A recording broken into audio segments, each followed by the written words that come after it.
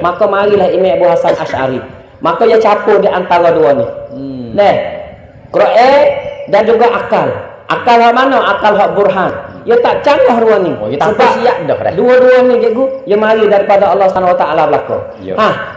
Imam Abu Hasan Asy'ari dia guna cara lagu ni ibu bapa, dalil naqli dan dalil akli yang hak burhan. Akhir sekali ulama mari belakang dia kata ni ialah hak semati.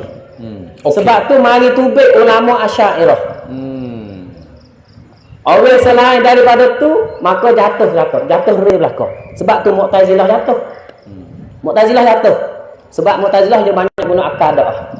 Bukan Asy'ariyah guna akal. Asy'ariyah mari duduk tengah, mari capur jadi bom molek.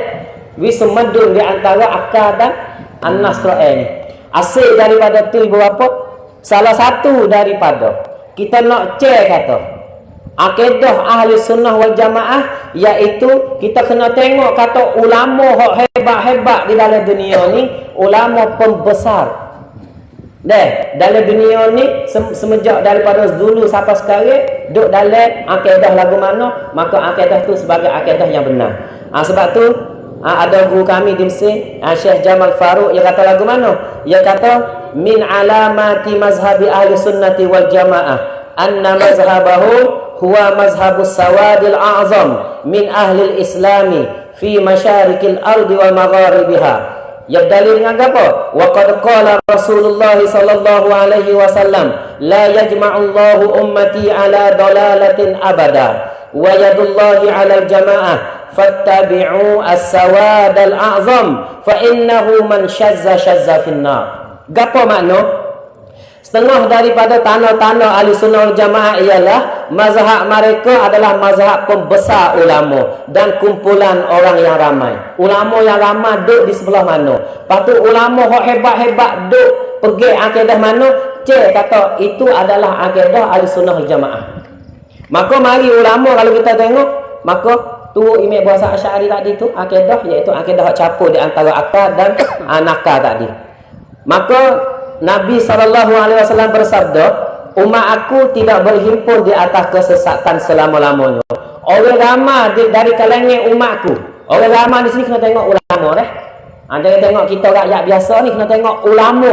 Ulama yang berhimpun di atas pegangan mana, maka pegangan itulah yang panggil pegangan yang sebenar. Maka sepanjang sejarah ibu bapa, kalau kita tengok ulama pembesar, sama ada dari kalangan ahli tafsir, ahli hadis, ahli fiqh, ahli sejarah, dan ahli apa lagi, ahli pemimpin, maka kita tengok 95% adalah berpegang dengan pegangan Asy'ariyah. Mereka adalah Asy'ariyah, iaitu pegangan sekurang kita duduk pegang sekarang, iaitu sifat 20. Kalau nak baca nama, banyak tak habis nak bila. Lebih baik kita pergi bilik ulama mana kata bukan Asy'ariyah. Hak tu lebih mudah lagi. Mudah dah. Kalau kita nak bilik ulama mana Asy'ariyah, banyak doa super detail di langit. Nak bilik tak habis. Lebih baik kita pergi bilik hak mana hak bukan Asy'ariyah. Kau lebih mudah. Di antaranya ahli tafsir yang kita tengok, Abdul Mansur Al-Maturidi sendiri. Imam hak bawa atau apa? Mazhab Maturidi tu, dia beranak, dia mati pada tahun 333 salaf. Dia ada tafsir takwilat ahli sunnah. Takwilat ahli sunnah. Dia adalah pegangan super dengan kita. Ahli tafsir hak nama At-Tabarani, bukan Tabari, At-Tabarani. Abu Lais As-Samarqandi, Abu Isa As-Sa'labi, Abu Hasan Al-Mawardi, Imam Al-Kushairi, Imam Baghawi, Abu Bakar Ibnu Arabi, Ibnu Atiyah, Ibnu Jauzi, Fakhruddin Razi, Imam Qurtubi, Imam Baidawi, Imam Nasafi, Imam Alauddin Al-Khazin, Imam Nisaburi, Imam Gharnati, Abu Hayyan Andalusi, As-Samin Al-Halabi, Ibnu Kasir, Badruddin Az-Zarkashi, dan Ibnu Arafah, Jalaluddin, Imam Mahalli, Imam Sayyidi, Ibnu Adil, Imam Baqai, Imam Abu Sa'ud, Al-Khatib Asy-Syurbini. Banyak, semua Asy'ariyah lah kau. Ahli tafsir Ahli tafsir. Baru. Ahli hadis pula. Lagu tu lah banyak nak ayat kata. Tak, ayat panggil tak habis saya nak baca pada malam ni. Itu sebagai tanda ibu bapa. Dan lagi saya nak akhir pada malam ni. selain daripada ahli tafsir, ahli hadis, ahli fiqh. Pak-pak mazhab ni dia panggil Asy'ariyah belaka. Kalau mazhab Maliki semua Asy'ariyah. Sarut lagu tu. Kalau orang pada mazhab Maliki semua Asy'ariyah. Kalau mazhab Hanafi kebanyakan Maturidiyah. Kalau mazhab Syafi'i kebanyakan Asy'ariyah. Kalau mazhab Hambali kebanyakan akidah dia panggil ahlul hadis, hak salaf soleh semua, fudala dia panggil. Dan hak lebih lagi tu dia nak jadi mujassimah. Tu.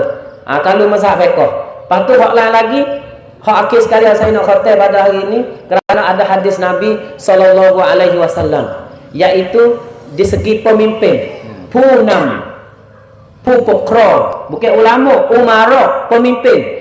Salah satu daripada hadis Nabi sallallahu alaihi wasallam, Nabi kata Nabi kata la tuftahanna al-Qastantiniyatu fala ni'mal amiru amiruha wa la ni'mal jaishu zalikal jaish.